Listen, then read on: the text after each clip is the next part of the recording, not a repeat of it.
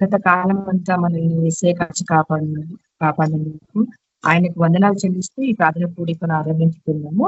Shantamma sister opening prayer చేయండి. Praise lord sister. Praise lord sister. అందరికీ praise lord.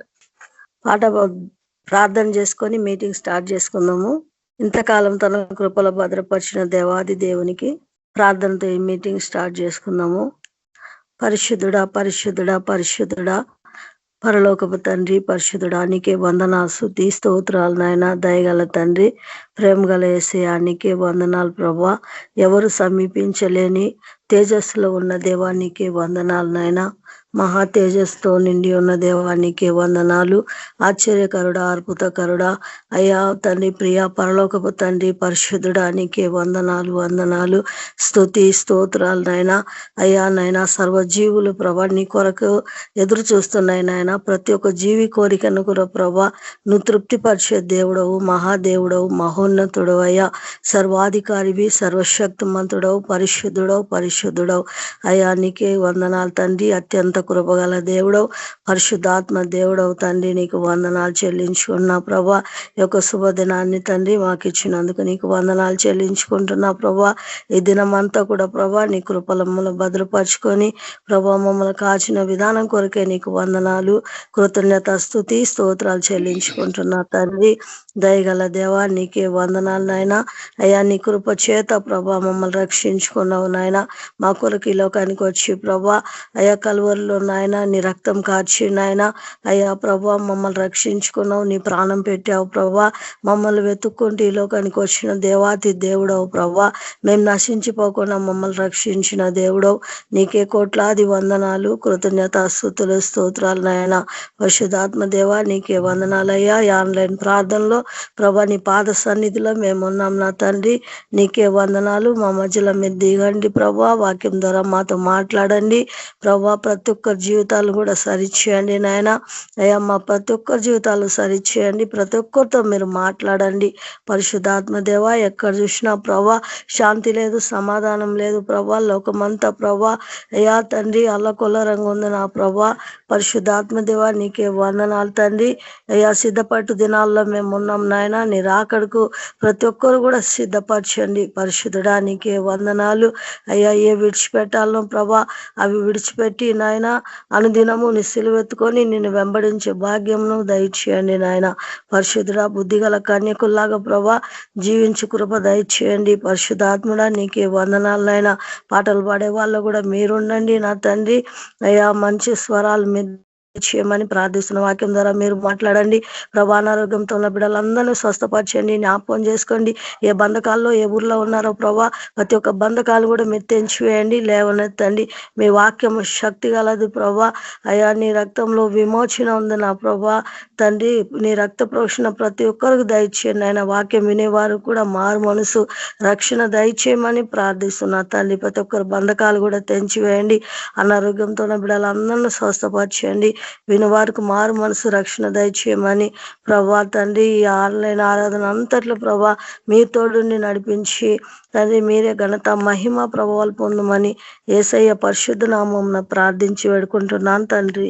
Amen. Thank you sister. Praise the lord. Thank you sister. Praise the lord sister. జగ sister song పాడతారు. Praise the lord అందరికీ. ఈ సాయంత్రకాలపు online service లో నాకు ఇచ్చినటువంటి అవకాశం కొరకే దేవుడికి వందనాలు చెల్లిస్తూ ప్రభు యొక్క సిలువను ధ్యానం చేసుకుంటూ ఒక పాట పాడుకుందాము. సిల్వలో నాకై కార్చెను యేసు రక్తము, శిలనైన నన్ను మార్చెను యేసు రక్తము, శిలనైన నన్ను మార్చెను యేసు రక్తము, యేసు రక్తము, ప్రభు యేసు రక్తము, అమూల్యమైన రక్తము, యేసు రక్తము, అమూల్యమైన రక్తము, యేసు రక్తము, సమకూర్చు నన్ను తండ్రితో యేసు రక్తము, చేసి చేర్చును యేసు రక్తము, యేసు రక్తము, ప్రభు యేసు రక్తము ఐక్యపరచును తండ్రితో యేసు రక్తము, ఐక్యపరచును తండ్రితో యేసు రక్తము, సమాధానపరచును యేసు రక్తము, సమస్యలన్నీ తీర్చును యేసు రక్తము, యేసు రక్తము, ప్రభు యేసు రక్తము సంపూర్ణ శాంతినిచ్చును యేసు రక్తము, సంపూర్ణ శాంతినిచ్చును యేసు రక్తము, నీతిమంతులుగా చేయును యేసు రక్తము, దుర్నీతినంత బాపును యేసు రక్తము,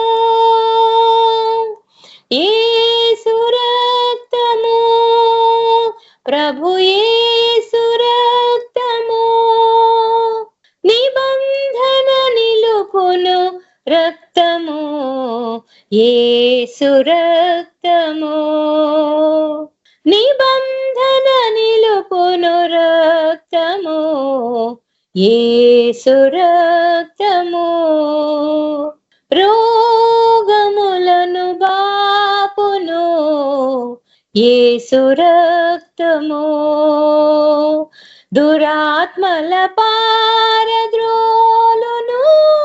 యేసు రక్తము,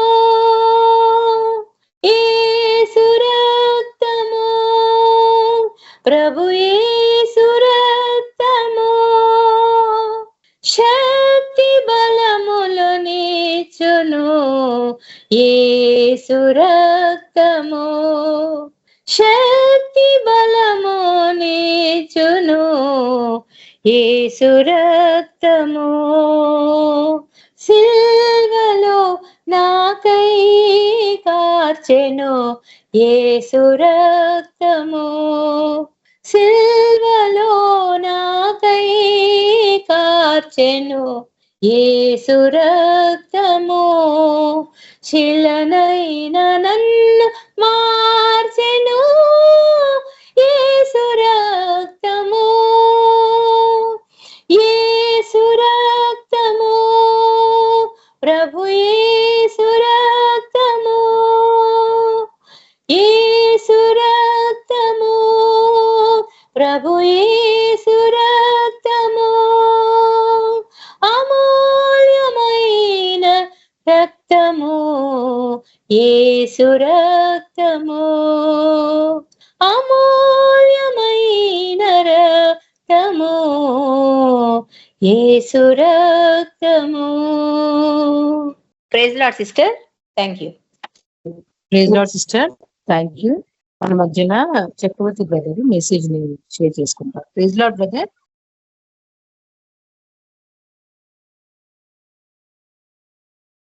ప్రైజ్ లార్డ్ అండి అందరికీ.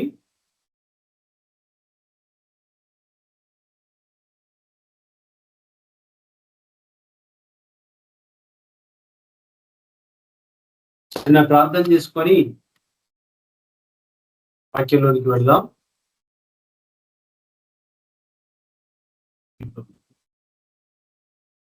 ప్రార్థన చేసుకుందాం. పరిశుద్ధుడ, ప్రేమను కలిగిన తండ్రి, జీవము కలిగిన దేవ, జీవాధిపతి యేసయ్య, మీ నామానికి ఎంతో వందనాలు, స్తుతులు, స్తోత్రాలు ప్రభా. తండ్రి గురునైనా గడిచిన కాలం అంతా మీ ఉచితమైన కృపలో కాచి కాపాడి భద్రపరిచి క్షేమాన్ని అనుగ్రహించి ప్రభా సజీవుడు అయిన మిమ్మల్ని స్థుతించడానికి మమ్మల్ని సజీవులకు ఉంచినందుకు మీకు ఎంతో వందనాలు ప్రభా ఇదిగోనైనా ఈ సాయంకాల ప్రార్థనలో పాటల్లో మీరు నడిపించారు, మీకు ఎంతో వందనాలు ప్రభా. తండ్రి ఇదిగోనైనా వాక్యాన్ని చెప్పుకోబోతుండగా ఎక్కడ ప్రభా మా సొంత తలంపులు సొంత ఆలోచనలు కాక మీ ఆత్మ నడిపింపు కొరకు ప్రభా, సహాయం కొరకు ప్రభా ప్రార్థన చేయించుండగా సహాయాన్ని అనుగ్రహించండి. మీ ఆత్మతో నింపండి. మాట్లాడే ప్రతి మాటను ప్రభా ఏదైనా మీ జీవంతో, ఏదైనా మీ వాక్తో, మీ శక్తితో నింపమని అంటున్న ప్రతి హృదయాన్ని తాకి ప్రభా ఉజ్జీవపరచమని యేసయ్య నామములో అడిగి వేడుకొని ప్రార్థించి పొందుకొంచున్నాం తండ్రి, ఆమేన్. ఒక చిన్న మాట చెప్పుకొని వాక్యంలోనికి వెళదాం.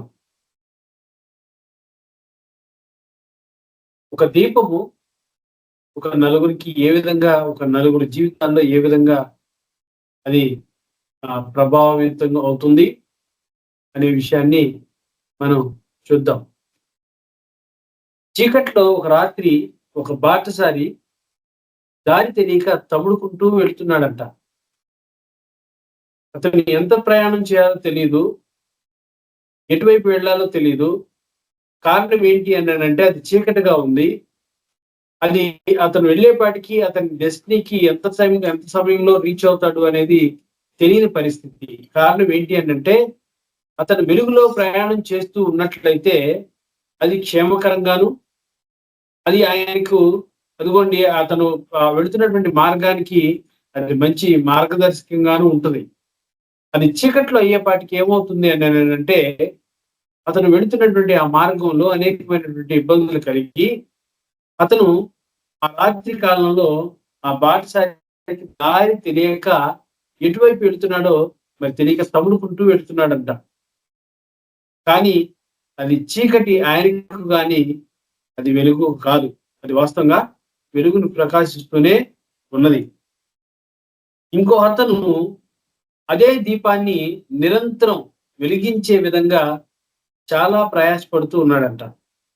ఇంకో అతను ఆ దీపంలో పని చేసుకుంటూ ఉన్నాడు. ఆ దీపం వెలుగుతున్నటువంటి సందర్భంలోనే, ఆ వెలుగుగా ఉన్న సందర్భంలోనే అతని పని చకచకా ముగించుకొని ఆ వెలుగు ఎప్పుడైతే దూరం అవుతుందో అప్పుడు అతను విశ్రాంతి తీసుకోవడం మొదలుపెట్టాడు.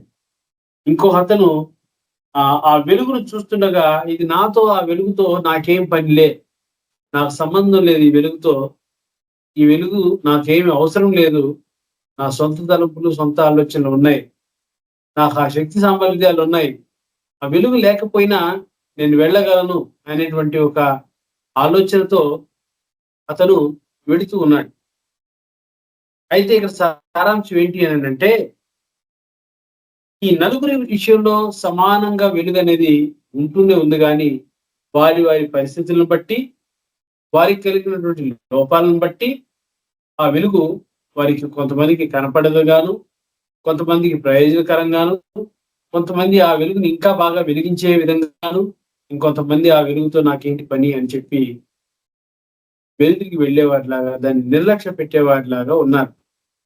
కానీ మన ప్రభువు అయితే ఆ వెలుగు అనేది మన ప్రభువుకి సూచనగా ఉంది. అయితే ఇక్కడ చెప్పబడినటువంటి 4 గుంపుల్లో నలుగురికి సాదృశ్యమై ఉంది. మొట్టమొదటి ఏ గుంపుకు సాదృశ్యమై ఉంది, ఎవరికి సాదృశ్యమై ఉంది అని అంటే ఇదిగోండి దేవుని ఎరగని వారికి ఒక గుంపు. దేవుని అంటే తెలియక కాదు, కానీ వారు అంధత్వంలో ఉండి ఈ లోకపు ఆశల్లో పాప భోగాలతో కొన్ని రకాలైనటువంటి వాటికి ఆకర్షితులయ్యి ఆ వెలుగుని నిర్లక్ష్య పెట్టేవాడిలాగా ఉన్నారు. వీరు దేవుణ్ణి ఎరగనటువంటి వారు. రెండవ గుంపు సాధారణమైనటువంటి జీవితాన్ని జీవిస్తున్నటువంటి ప్రజలు. మూడవ గుంపు విశ్వాసులు. నాలుగవ గుంపు దేవుని సేవకులు. ఇది ఈ నలుగురికి సాదృశ్యంగా ఉన్నది. అయితే వాక్యం ప్రకారం చూసుకుంటే ఇక్కడ ఏంటి అని అంటే మొట్టమొదటిగా దేని గురించి మనం చెప్పుకుంటున్నాం అని అంటే దేవుని ఎరగనటువంటి వారు.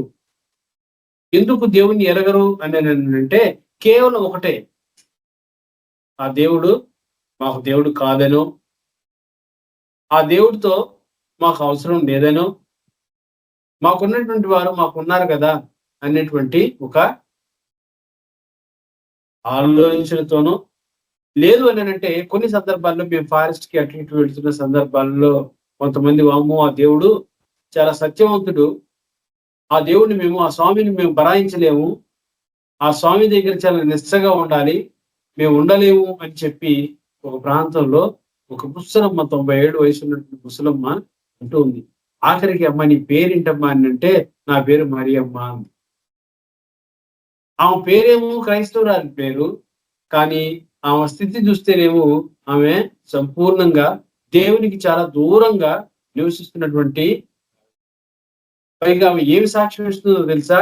ఒక మాట ఏమంటుంది అంటే, ఆ దేవుడు సత్యవంతుడు, మేము సత్యంగా ఉండకపోతే ఆయన ఒప్పుకునే ఆయన కాదు, ఆ సత్యవంతుణ్ణి ఆ స్వామిని మేము ఆరాధించలేము అని వారికి ఉన్నటువంటి ఆ రీజనల్ లాంగ్వేజ్ లో, భాషలో, స్లాంగ్ లో ఆమె చెప్తా ఉందన్నమాట. అంటే ఎందుచేత అని అంటే అయ్యా నిత్యం మేము మాకున్నటువంటి వ్యసనాలు, అంటే వాళ్ళు ఒకవేళ వాళ్ళ స్థితిగతులు, వాళ్ళ ఆర్థిక పరిస్థితులు, వారి సామాజిక పరిస్థితులు ఏవైనా కానీ, కొంతమంది వారి కుటుంబీకులతో కలిసి మద్యాన్ని తాగేటువంటి అలవాటు ఉన్నటువంటి వారు ఉంటారు. కొంతమంది వారి ఉపాధి ఏంటి అని అంటే కేవలం దొంగతనమే. కొంతమంది భయంకరమైన మోసగాళ్ళు, అబద్ధికులు. కొన్ని వ్యాపారాలు ఉంటాయి, ఆ వ్యాపారాల్లో ఏంటి అని అంటే ఏదో ఒకటి అబద్ధం చెప్పకపోతే, ఎదుటి వారిని మోసం చేయకపోతే ఆ వ్యాపారంలో వారు ముందుకు వెళ్ళలేరు, సక్సెస్ ని పొందలేరు. వారు ఏమంటారు అని అంటే మేము దేవుడిని వెలగలేము, దేవుని దగ్గరికి వద్దు, ఆ దేవుడు మాకు వద్దు, మేమేం చేసినా మమ్మల్ని నువ్వు చేసిన తప్పు అని ప్రశ్నించకుండా ఉండేటువంటి మార్గాన్ని మేము ఎంచుకుంటాం అనేటువంటి దిశలో ఉండేవారు ఉంటారు. కానీ వాక్యం ఏం చెప్తుందో తెలుసా? మీరు ఎన్ని కష్టాలు పడినా, మీరు ఎన్ని అబద్ధాలు చెప్పినా, ఈ లోకంలో ఎంత తెలివిగా వ్యవహరించినా ఇదంతా వ్యర్థమైందే. కాకపోతే మీ ప్రయాస అంతా ఒక రోజున అది వ్యర్థంగా ఉంటది. కాబట్టి ప్రయాసపడి భారం మోసుకున్న సమస్త జనులారా నా యొద్దకు రండి, నేను మీకు విశ్రాంతిని కలుగజేస్తాను. ఈ లోకంలో అనేకమైనటువంటి విషయాల్లో నువ్వు నిష్ణాతంగా ఉండుండొచ్చు, నువ్వు ప్రత్యేకమైనటువంటి వాటిలాగా ఉండుండొచ్చు, లేదంటే నువ్వు ఈ లోకంలో నువ్వు ఏమైతే నువ్వు చేసేది మంచిగా ఉందనుకుంటున్నావో అది నీ దృష్టిలో మంచి అయి ఉండొచ్చు. కానీ ఒక దినం వచ్చుద్ది, ఆ దినంలో కాలాన్ని ముగించుకోవాలి. ముగించుకున్నప్పుడు నీ పరిస్థితి ఏంటి, నేను రక్షించేది ఏంటి, కాపాడేది ఏంటి? ఇది ఒక సత్యం, నువ్వు నమ్మినా నమ్మకపోయినా. కాబట్టి దాన్ని స్వీకరిస్తే, అంగీకరిస్తే నువ్వు ఈ లోకంలో పడుతున్న ప్రతి ప్రయాసకు ఇగో అది భారమైంది.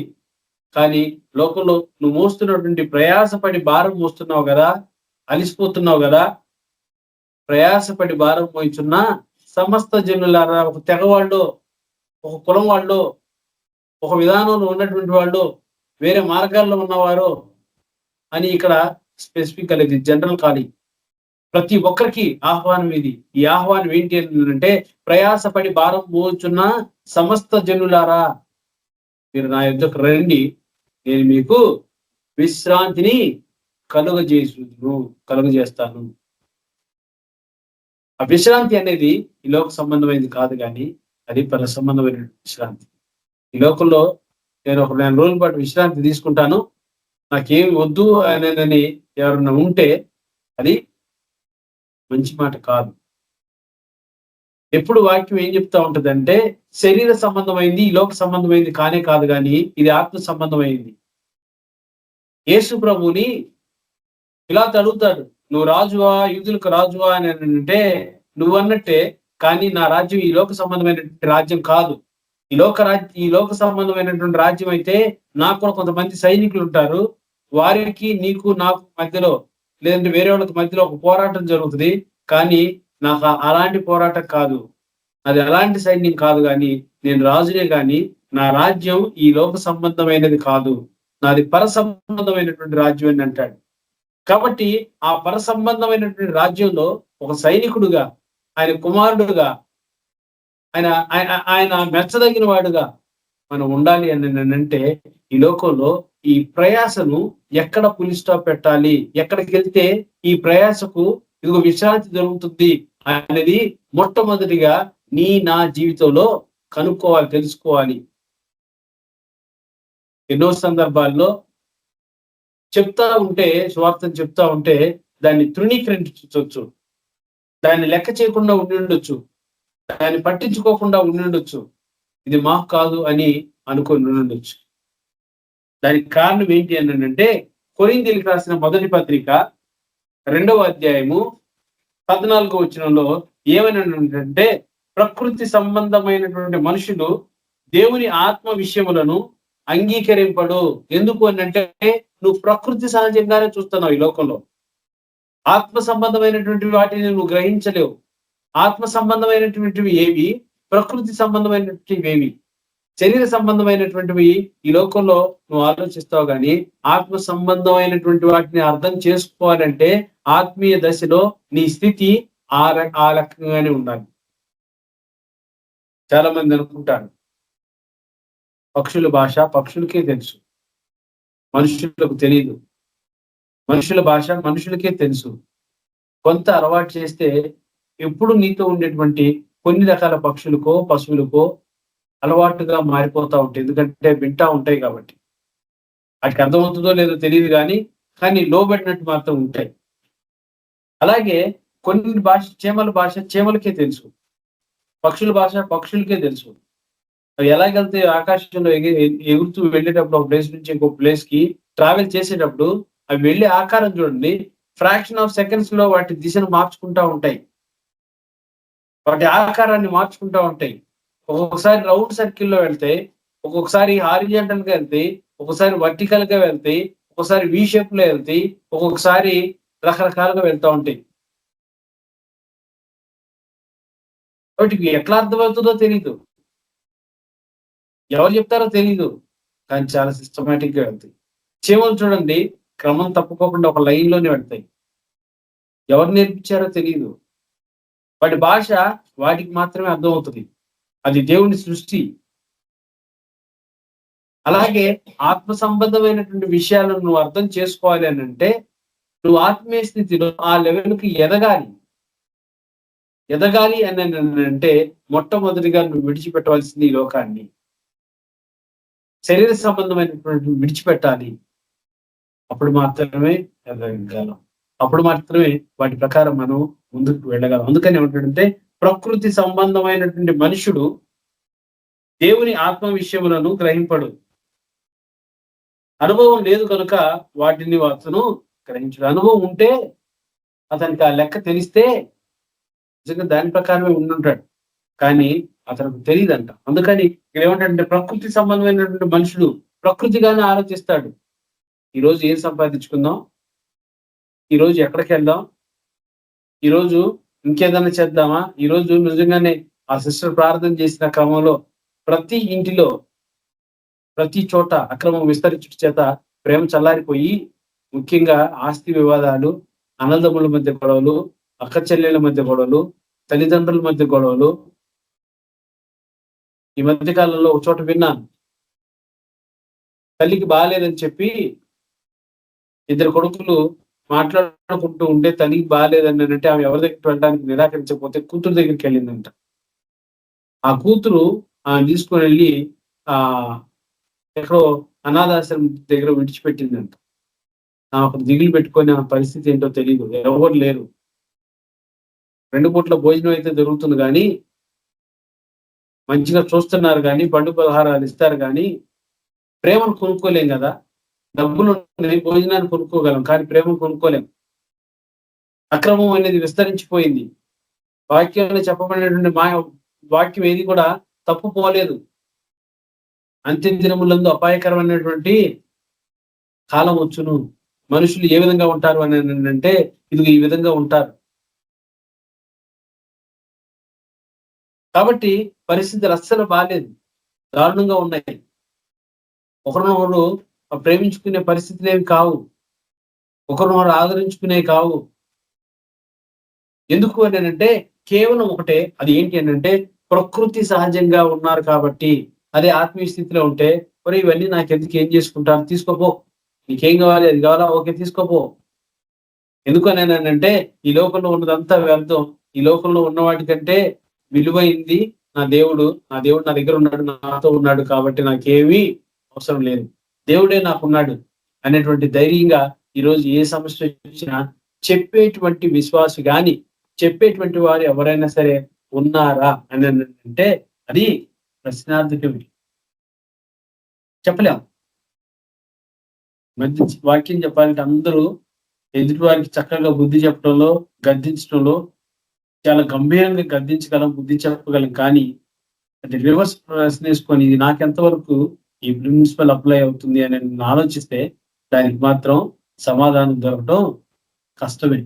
ముఖ్యంగా ఈరోజు ఈ గుడ్ ఫ్రైడేని పురస్కరించుకొని యేసు ప్రభు శిలువలో చెప్పినటువంటి పలికినటువంటి ఆ 7 మాటలను ఎంతో మంది ధ్యానించి ఉంటారు. మీరు ఎక్కడ ఏ సంఘంలో ఏమాత్రం అవకాశం ఉన్న యూట్యూబ్ లో ఒకసారి ఆ యూట్యూబ్ యాక్సెస్ ఉన్న సంఘాల్లో ఈరోజు చెప్పబడిన మాటలు చెప్తే అంత గద్దింపుతోనో హెచ్చరికలతోనో చాలా గట్టిగా ఉంటది. కానీ ఆ చెప్పిన వారి ఆత్మీయ స్థితిని చూడండి, ఒకసారి గమనించండి. దానికి నిజంగా ఆత్మీయ స్థితిలో ఆ స్థితిలో ఉన్నారా అని అంటే చెప్పలేము. ఎందుకు అని అంటే మరలా ఇక్కడ మనిషి ప్రకృతి సహజంగానే ఉంటున్నాడు కానీ ఆత్మీయ దశలోకి వెళ్ళలేకపోతున్నాడు, ఎదగలేకపోతున్నాడు. కాబట్టి ప్రకృతి సంబంధమైనటువంటి మనుషుడు దేవుని ఆత్మ విషయాలను అంగీకరింపడు. కాబట్టే వీళ్ళు ఏంటంటే దేవుని ఎరగని వారు దేవుని ఎందుకు అంగీకరించరు అని అంటే వారు ఏ కాడికి వాళ్ళు ఒక జోన్ లో ఉంటారు. అది ఏంటి అంటే శరీర సంబంధమైంది, ప్రకృతి సహజమైంది, ప్రకృతితో ముడిపడింది. కానీ దాని నుంచి ఆ ముందుకు వెళ్ళడానికి ఎప్పుడైతే ఆసక్తిగా కనపరుస్తారో, ఎప్పుడైతే ఆశ కలిగి ఉంటారో, ఎప్పుడైతే దాంట్లోంచి రావాలని ప్రయత్నం చేస్తారో అప్పుడు మాత్రమే ఆ ఎక్స్టర్నల్ లైఫ్ ని ఎంజాయ్ చేయగలరు. కోడి పిల్ల చూడండి, అది గుడ్డులోంచి బయటకు వచ్చేటప్పుడు ఆ గుడ్డు లోపల ఉండేటువంటి ఎన్విరాన్మెంట్, ఒకవేళ ఉదాహరణకు అది ప్రకృతి సహజంగా అనుకోండి, కొద్దిసేపు అది దాంట్లో నుంచి రావడానికి ఎంతో ప్రయాసపడి దాని అంతటికి అదే ఆ ముక్కుతో పొడుచుకొని బయటకు వస్తుంది. ఆ బయటకు వచ్చినప్పుడు ఏమవుతుంది అంటే దాని స్వరూపం మారిపోతా ఉంటది, దానికి ఎదుగుదల అనేది వస్తూ ఉంటది, దానికై దాని ఆ ఆహారాన్ని సంపాదించుకోగలదు, ఎదగగలదు. అది ఈ బయటకు వచ్చిన తర్వాత ఎంజాయ్ చేయగలదు. కానీ లోపల ఉన్నప్పుడు ఆహారం దానికి అది హంట్ చేసుకొని తినలేదు, స్వయంగా సంపాదించుకొని తినలేదు. తర్వాత అది లోపల ఆడుకోలేదు, ఎగరలేదు, పలకలేదు, కుయ్యలేదు, అది ఏమీ చేయలేదు. కాబట్టి అది దాన్ని విడిచిపెట్టి బయటికి ఎప్పుడైతే వస్తుందో దానికి ఒక ఫ్రీడమ్ వస్తుంది, దానికి చాలా వైడర్ స్కోప్ కనపడతా ఉంటది. చాలా మంచిగా అది దాని ఆ నూతనమైనటువంటి జీవితాన్ని జీవించడానికి ఒక అవకాశంగా ఉంటుంది. మానవ జీవితం కూడా అట్లాంటిది. ప్రకృతి సహజం అనేది ఒక గుడ్డు లాంటిది అయితే దాంట్లో నుంచి బయటకు రావడానికి మనమే ప్రయత్నం చేయాలి, ఇంకెవరో ప్రయత్నం చేయరు. ఇంకెవరో ప్రయత్నం చేసేటైతే వాళ్ళ దగ్గరికి వెళ్ళి కొంచెం డబ్బులు ఇంకేదైనా విలువైనటువంటి వాటిని సమర్పించో తెచ్చుకోవచ్చు. కానీ అట్లా తెచ్చుకోవడానికి వీలు పడింది, సొంతంగా సంపాదించుకోగలిగింది ఏదైనా ఉంది అని అంటే ఇదిగోండి ఈ ప్రకృతి సహజమైనటువంటి జీవితాన్ని విడిచిపెట్టి ఆత్మీయమైనటువంటి జీవితంలో ఎదగడానికి ఇదిగోండి వ్యక్తిగా మనమే ప్రయాసపడాలి కానీ వేరే ఇంకెవరు ప్రయాసపడరు. మహా అయితే మనకి బోధిస్తారు, మన గురించి ప్రార్థన చేస్తారు, కానీ మనం ఆచరించవలసింది మాత్రం మనమే కానీ ఆ బోధించిన వాళ్ళు ఆచరించం. ఎందుకో నీకు బోధిస్తున్నాను, నీ పక్షాన నేను ఆచరిస్తాను, నువ్వు అట్లా ఉన్నా పర్వాలేదు, నేను ఆచరిస్తున్నాను కాబట్టి నాకు వచ్చినటువంటి పుణ్యాన్ని నీకు ఇస్తే నీకు పరలోక రాజ్యం దాన్ని బట్టి ప్రాప్తం అవుద్ది అనేనని చెప్పే మతం కాదు ఇది, మార్గం కాదు ఇది. ఆ ప్రవర్తనని మనమే మార్చుకోవాలి, అది మొట్టమొదటిది. రెండవది ఎఫెసీకి రాసిన పత్రిక 4వ అధ్యాయము 18వ వచనంలో ఏమన్నాడంటే అంధకారమైన మనసు గల వారై తమ హృదయం కాఠిన్యము వలన, అంధకారమైనటువంటి మనసు ఉంటే ఏమవుతుందంటే హృదయం అనేది కాఠిన్యపరచబడుతుంది. ఈరోజే న్యూస్ లో చూసాం, అమ్మా కొంచెం మంచినీళ్ళు ఇవ్వా అని చెప్పి ఇంట్లోకి వచ్చాడంట. ఇంట్లోకి వచ్చి ఆ ఇంట్లోకి వచ్చినటువంటి ఆవిడ్ని వెనకమా నుంచి అమాయకంగా వచ్చి కాళ్ళు చేతులు బంధించి ఆమె చాలా చిత్రహింసలు పెట్టి ఆమె దగ్గర ఉన్న దోచుకున్నాడు. ఆమెను బలత్కరించే పని చేశాడు. ఆమె నాకు హెచ్ఐవి ఉంది అని అంటే ఆమెను గాయపరిచి పారిపోయాడంట. సుమారు 55 సంవత్సరాల వయసు ఉన్నటువంటి అబ్బాయి, వయసు ఉన్నటువంటి నడి వయసులో ఉన్నటువంటి అతను వివాహం కాని అమ్మాయిపై చేసినటువంటి దాడి ఎంత దారుణంగా ఉందో, ఎలాంటి పరిస్థితుల్లో ఉన్నాం చూడండి. ఆమె రోడ్లు దాటి ఎక్కడికి వెళ్ళలేదు, ఇల్లు దాటి ఎక్కడికి వెళ్ళలేదు. ఆమె ఇంట్లో ఆమె ఉన్నా కూడా మంచినీళ్ళు ఇవ్వమ్మా అని చెప్పి అడుగుతూ వెళుతూ చేసినటువంటి ఒక భయంకరమైనటువంటి పని కదా. ఎందుకు చేశాడు? వాళ్ళలో ఏముంది? అంధకారమైనటువంటి మనసు గల వారై తమ హృదయంలో కాఠిన్యపరచుకోవడం వల్ల చేసేటువంటి మనిషి. వాడు వెలుగును చూడాలని అనుకోడు, వెలుగులో ప్రయాణం చేయాలనుకోడు, వెలుగు వైపు వాడి దిశను మార్చుకోడు.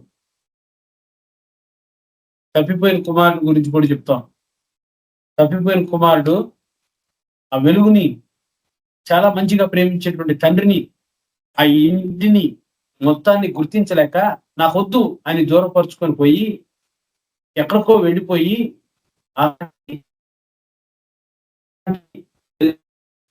గాయపరచబడ్డ మనసుతో, అయ్యో నా తండ్రి ఇంట ఎక్కువ మంది ఉన్నారు కదా, వారిలో ఒకడుగా నన్న పనివాడిగా నన్ను చేసుకోవాలంటావా?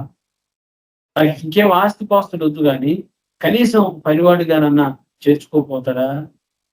నాకు ఒక పూట ఆకలికి అన్నం దొరక్క పందులు వేసే ఆ పొట్టు తింటున్నాను కదా, ఒకప్పుడు రాజభోగాన్ని అనుభవించాను కదా, నా తండ్రి దగ్గర అనేక మంది పనివారు ఉన్నారు కదా, నేను ఆ స్థితిని అంతా విడిచిపెట్టానే, ఆ కుటుంబాన్ని విడిచిపెట్టానే, ఆ ఇంటి యొక్క ఆ ప్రాముఖ్యతను తెలుసుకోలేకపోయానే అని చెప్పి దిగులు పడి తిరిగి వచ్చాడు. అలాగే దేవుణ్ణి అంగీకరించిన వారు మీరు తెలుసుకొని ఉంటే వారికి కూడా ఇదిగోండి ఈ ఈ ఈ ఆ విశ్రాంతి అనేది అవసరం అయితే, కావాలని కోరుకుంటే వారు కూడా దేవుని దగ్గరకు రావచ్చు, తెలుసుకోవచ్చు.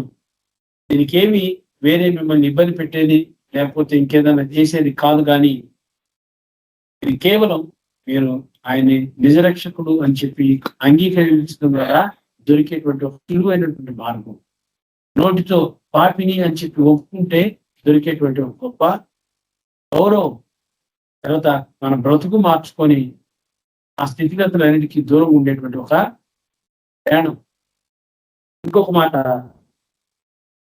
యోహాను సువార్త 12వ అధ్యాయము 40వ వచనంలో ఏమని ఉంటాడంటే, కన్నులతో చూచి హృదయంతో గ్రహించి మనసు మార్చుకొని స్వస్థ బుద్ధి పొందకుండా ఉండునట్టు వారి హృదయం ఏమైందంగా మందగించిపోయిందంట. తెలుసు, చాలా సందర్భాల్లో ఎవరో ఒకళ్ళు వాళ్ళ స్నేహితులో, మీ స్నేహితులో, శ్రేయోభిలాషులో, మీ తెగవారో, ఎవరో ఒకళ్ళు మీ గ్రామస్తులో, లేకపోతే ఎక్కడో చోట మీ ఈ బ్రతికే వయసులో, మీకున్నటువంటి ఈ వయసులో ఎక్కడో ఒక చోట, 8 సంవత్సరాల వయసులో ఎక్కడో చోట ఎవరో ఒకళ్ళు మా ఫలానా దేవుడు ఇట్లా జరిగింది అనేటువంటి సాక్ష్యాన్ని తప్పకుండా వినే ఉండుంటారు. కానీ ఆశపడు, అలాంటి మార్పు నాకు కూడా కలిగితే బాగుండు, నా జీవితంలో కూడా ఒక గొప్ప కార్యం చేస్తే దేవుడు బాగుండు అని మాత్రం కోరుకోరు. ఇది మొట్టమొదటి గుంపు. అది ఏంటి అని అంటే, దేవుణ్ణి ఎరగనటువంటి వారు వీరు. రెండో వారు సాధారణమైనటువంటి జీవితాన్ని జీవిస్తున్న ప్రజలు.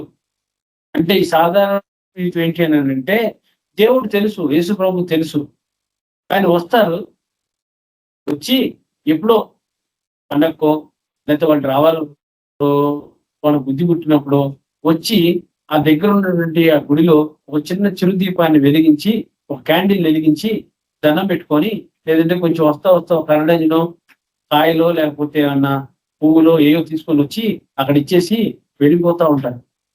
లేదు ఇంకా గట్టి మేలు ఏదైనా జరిగితే దేవుడు జ్ఞాపకం వస్తే అక్కడికి వెళ్ళి తలనీలాలను సమర్పించుకొని వస్తారు. ఇదొక విధానం. అంతేకాని వారు దేవుడి గురించి తెలుసు, కానీ దేవుడిని అంగీకరించుకోవడానికి ఆలోచించేంత ప్రయాస కూడా పడరు. వాళ్ళు అంగీకరించారు. ఇది రెండవ గుంపు. కాబట్టి వీళ్ళు సాధారణమైనటువంటి వారు.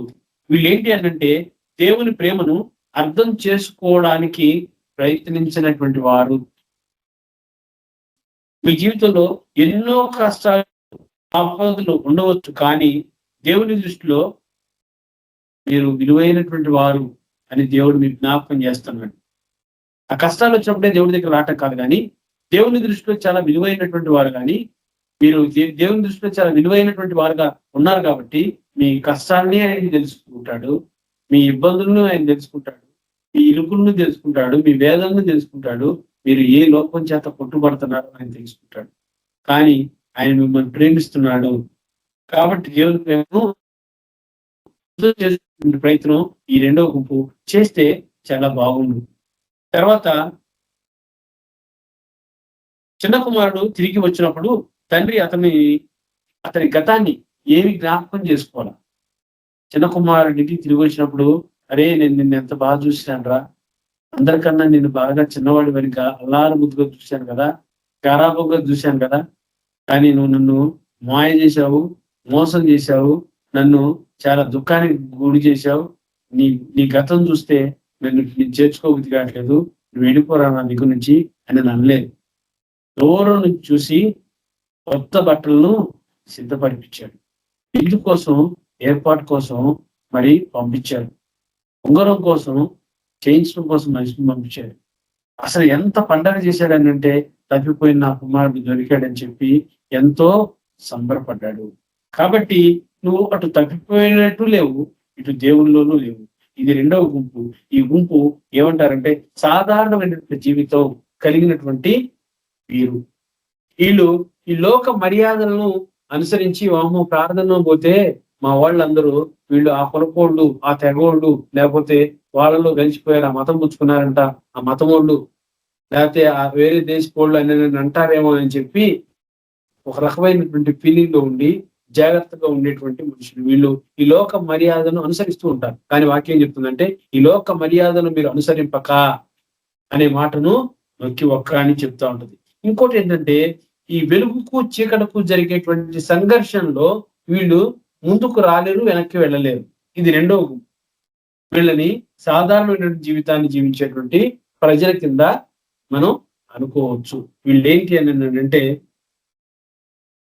అపోస్తుల కార్యం 17వ అధ్యాయం 30వ వచనంలో ఏమంటాడంటే అందరూ మారు మనసు పొందవాలని దేవుడిచ్చేటువంటి ఒక ఆజ్ఞ. కాబట్టి ఆ ఆజ్ఞలో ఈ రెండో గుంపు కూడా ఉంది, ఈ రెండో వారు కూడా ఉన్నారు. ఈ ఆజ్ఞ వాళ్ళు అనుసరిస్తే దేవుని విషయంలో వీళ్ళు ఉన్నతమైనటువంటి వారిగా ఉంటారు ఈ గుంపు. తర్వాత రోమిలకు రాసిన పత్రిక 12వ అధ్యాయం 2వ వచనంలో కూడా ఏమంటాడంటే లోక మర్యాదను అనుసరింపక దేవుని చిత్తాన్ని కనుగొనడం అనేది వీళ్ళు అలవరుచుకోవాలి, నేర్చుకోవాలా. ఎప్పుడో ప్రార్థన రావడం, లేకపోతే ఎవరన్నా చూస్తారనో, ఎవరిని అనుకుంటారనో, లేకపోతే అక్కడికి వెళ్తే ఏదో జరిగిపోతుందనో, వాస్తవంగా సామాజిక పరిస్థితులన్నీ గమనిస్తే క్రిస్టియన్స్ అనగానే వీళ్ళకు ఒక లేబుల్ ఉంటుంది.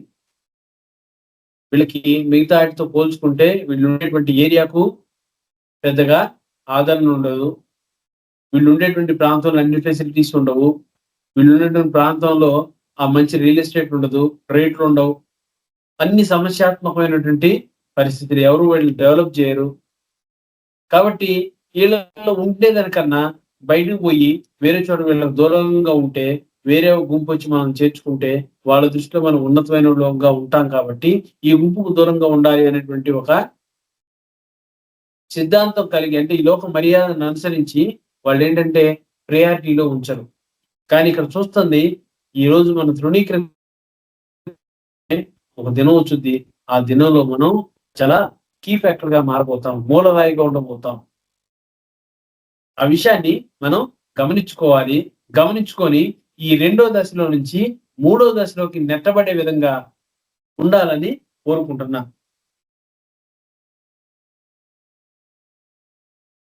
ఈ రెండవ గుంపు ఇంకోటి అర్థం చేసుకోవాల్సింది ఏంటి అని అంటే, యోహాను సువార్త 3వ అధ్యాయం 19-20 వచనాలు ఏమంటాడంటే, వెలుగు లోకంలోనికి వచ్చిన కానీ తన క్రియలు చెడ్డమైనందున వెలుగును అది గ్రహించలేని స్థితిలో ఉందంట. వీళ్ళేంటి అని అంటే, ఆ చెడు కార్యాలను వారు తలపెడతారు, చెడుతోనే ఉంటారు, చెడు మనస్తత్వాన్ని, చెడు తలంపులను, చెడు ఆలోచనలు కలిగి ఉంటారు. వాటిని విడిచిపెట్టరు. వాటిని విడిచిపెడితేనే ఈ వెలుగు అనే దానికి ఒక అర్థం. ఈ వెలుగు అనేది వారి జీవితంలోకి ప్రవేశింపగలుగుతుంది.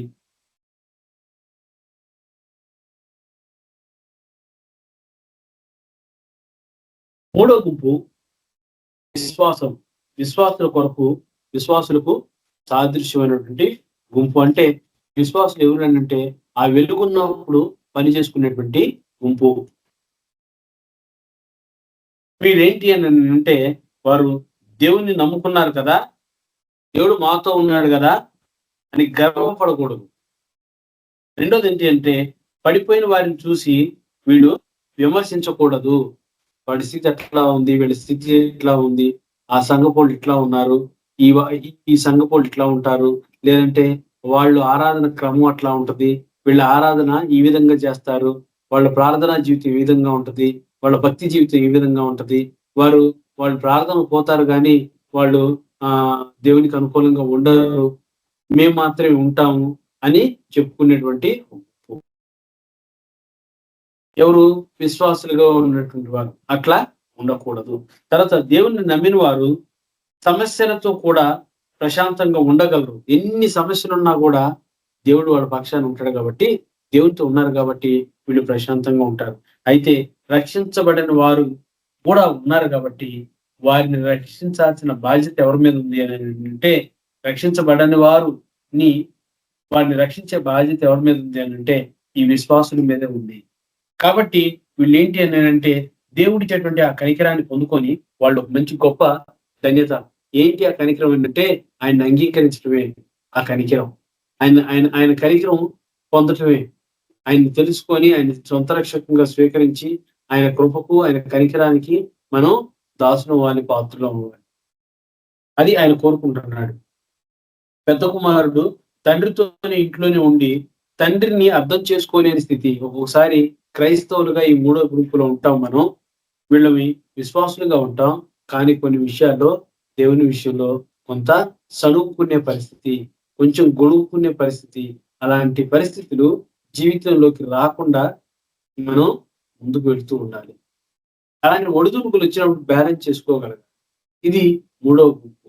ఈ మూడవ గుంపు ఏంటి అంటే, యోహాను సువార్త 1వ అధ్యాయము 12వ వచనం.